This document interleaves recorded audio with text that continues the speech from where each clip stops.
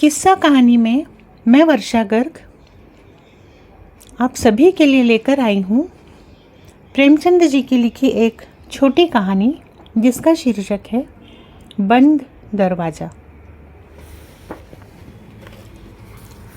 सूरज क्षितिज की गोद से निकला बच्चा पालने से। वही स्निग्धता, वही लाली, वही खुमार, वही रोशनी। मैं बरामदे में बैठा था। बच्चे ने दरवाजे से झांका।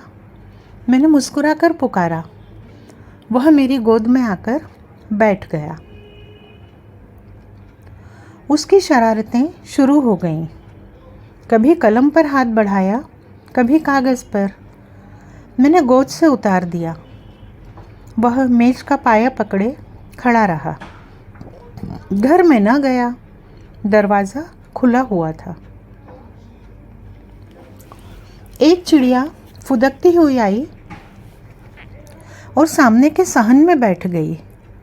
बच्चे के लिए मनोरंजन का यह नया सामान था। वह उसकी तरफ लपका। चिड़िया जरा भी न डरी। बच्चे ने समझा अब यह परदार खिलौना हाथ आ गया। बैठकर दोनों हाथों से चिड़िया को बुलाने लगा। चिड़िया उड़ गई। बच्चा निराश होकर रोने लगा, मगर अंदर के दरवाजे की तरफ ताका भी नहीं। दरवाज़ा खुला हुआ था। गरम हलवे की मीठी पुकार आई। बच्चे का चेहरा चाव से खिल उठा। खोंचे वाला सामने से गुजरा। बच्चे ने मेरी तरफ याचना की आंखों से देखा। ज्यों-ज्यों खोंचे वाला दूर होता गया, याचना की आंखें रोष में परिवर्तित होती गईं। यहाँ तक कि जब मोड़ आ गया और खोंचे वाला आंख से ओझल हो गया, तो रोष ने पुरशोर फरियाद की सूरत अख्तियार की। मगर मैं बाजार की चीज़ें बच्चों को नहीं खाने देता। बच्चे की फरियाद ने मुझ पर कोई असर न किया। मैं आगे की बात सोचकर और भी तन गया। कह नहीं सकता बच्चे ने अपनी माँ की अदालत में अपील करने की ज़रूरत समझी या नहीं। आम तौर पर ऐसी हालतों में माँ से अपील करते हैं बच्चे।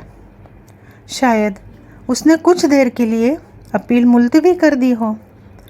उसने दरवाजे की तरफ रुख न किया। दरवाज़ा खुला हुआ था। मैंने उसके आंसू पोंछने के ख्याल से अपना फाउंटेन पेन उसके हाथ में रख दिया। बच्चे को जैसे सारे ज़माने की दौलत मिल गई। उसकी सारी इंद्रियां इस नई समस्या को हल करने में लग गईं। एकाएक दरवाज़ा हवा से खुद ब खुद बंद हो गया। पट्ट की आवाज़ बच्चे के कानों में आई। उसने दरवाजे की तरफ देखा। उसकी यह व्यस्तता तत्क्षण लुप्त हो गई।